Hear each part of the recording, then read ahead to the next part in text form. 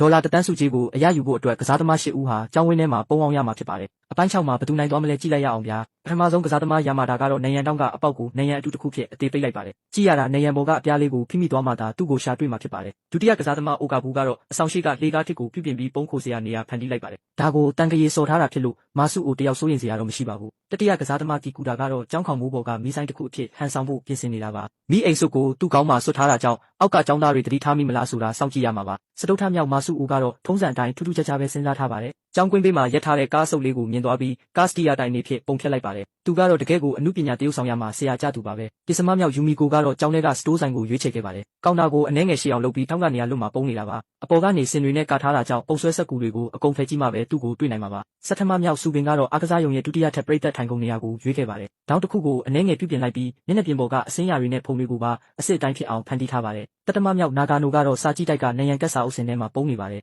အပြင်ကကြည့်ရင်ဘာမှထူးခြားမှုမရှိပဲစင်ပေါ်ကစာအုပ်တွေအကုန်ဖယ်လိုက်မှသာလျှို့ဝှက်ချက်ကိုတွေ့နိုင်မှာပါနောက်ဆုံးအထမမြောက်အာကီယာမာကတော့အစီအစဉ်ကဖိတ်ထားတဲ့ကခြေတဲ့တူအဖြစ်ဟန်ဆောင်ဖို့ပြင်ဆင်ထားပါတယ်သူကဘရာဇီးဆမ်ဘာကခုံဝစ်စုံကိုဝစ်ဆင်ထားပြီးဝန်ထမ်းတွေကြားတဲ့ရောနှောနေမှာပါအခုဆိုရင်ကစားသမား၈ဦးလုံးပုံလို့ပြီးသွားပါပြီဘသူအရင်ဆုံးဖမ်းမိသွားမလဲကြည့်လိုက်ရအောင်ဗျာ